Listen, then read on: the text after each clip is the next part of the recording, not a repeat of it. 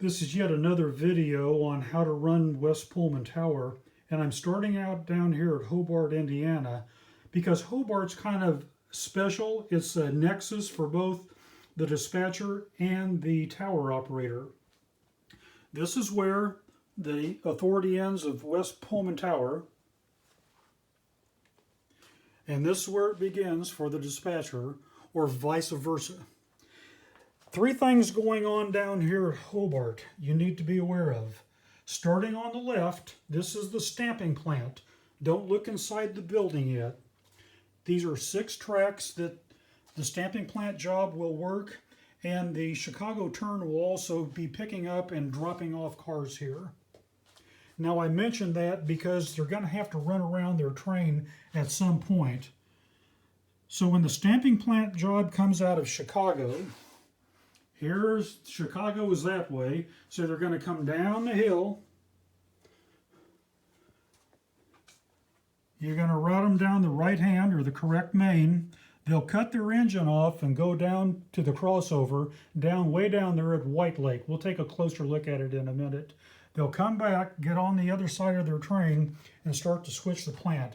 When they're done, they got to do probably the same thing. Instead of you having to reline the signals all the time down here, just give them permission to go by the red signal as many times as necessary to get their job done. This is also true for the Chicago turn. They'll have to go in there and on their westbound, their outbound trip out of Chicago, they'll have to run around their train too.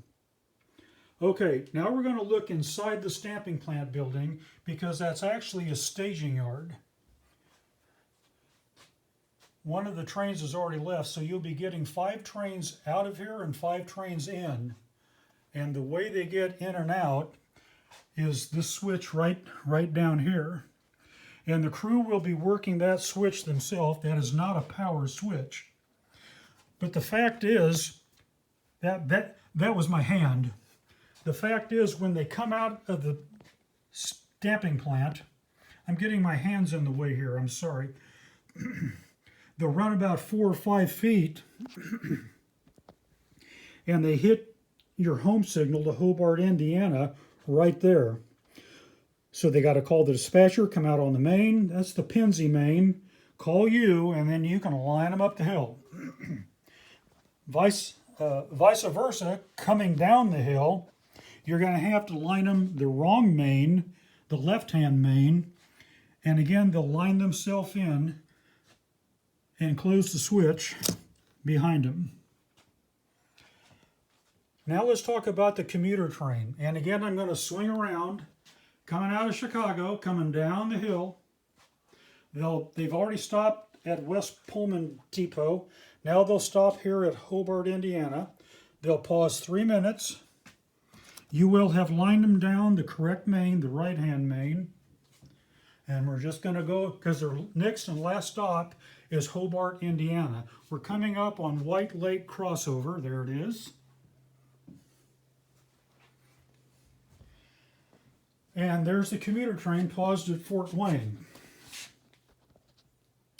They pause 3 minutes. They'll call the dispatcher, tell him he's ready to go westbound back to Chicago. How do you want me to go? There's 2 options. Well, he's on the eastbound track now. He should be on the westbound. So the dispatcher has the option, and remember, tower operator, sometimes you'll be the dispatcher. Dispatcher has the option to either put him through White Lake crossovers to run him the correct main, the right-hand main, or it's within your power to give permission for him to travel westbound on the eastbound main, the wrong main. Either way, you'll have to line up the signals on down the way there for him to come up the hill and into Chicago. So that's the ins and outs of Hobart, Indiana. Talk to you later.